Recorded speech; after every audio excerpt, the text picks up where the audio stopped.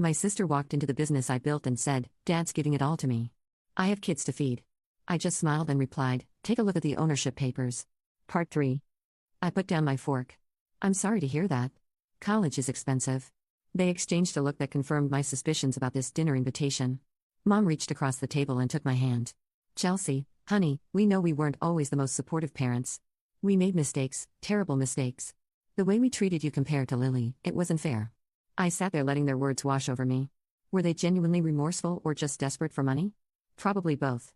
"We're so proud of you," Mom said, her eyes watering.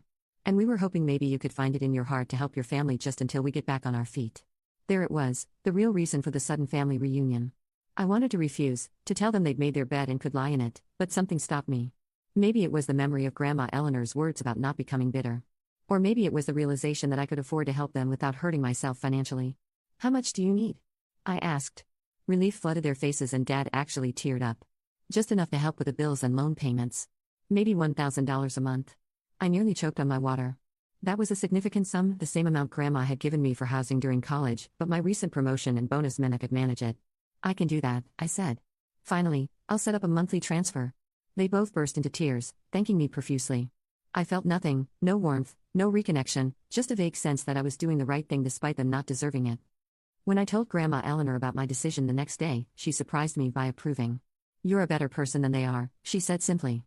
"That's something to be proud of." Over the next few months, I saw my parents more frequently. Occasional dinners, sometimes with Lily when she was home from college. She hadn't changed a bit, still self-centered, still treated like a princess by our parents. But what struck me was her appearance. Her clothes were designer brands, her nails professionally done, and she sported a new MacBook and iPhone.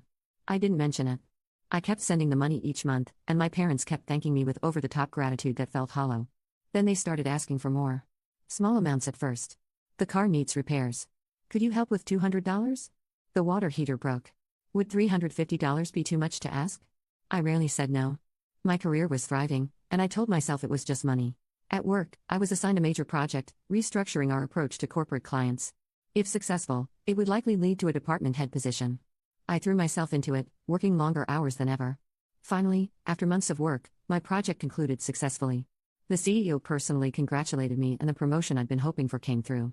Department head of corporate relations with a salary nearly double what I'd been making. I bought an expensive bottle of wine and drove straight to Grandma Eleanor's house to celebrate. "I'm so proud of you," she said, clinking her glass against mine. "But promise me now you'll take some time for yourself." "I will," I agreed. "Maybe I'll even start dating again." "Hallelujah," she laughed. A week later, I made time to visit my parents for dinner. Lily was home from college and I noticed she had a new designer handbag that probably cost more than my first month's rent. "I got promoted," I announced during dinner, trying to share my accomplishment. A strange silence fell over the table. Then Mom said, "You know, with your new position, you could probably afford to help us a bit more. Maybe $1,500 a month instead of $1,000, I laughed, thinking she was joking. "I've already been helping for months, plus covering all those emergency expenses." Lily rolled her eyes. "Don't be so selfish, Chelsea. It's not like you need all that money for yourself." Coming from her, with the $800 bag sitting next to her, it was too much. "No," I said firmly. "The amount stays the same." The rest of dinner was tense with disapproving glances from all three of them. I left early, unsettled by how quickly their gratitude had morphed into entitlement. Months passed.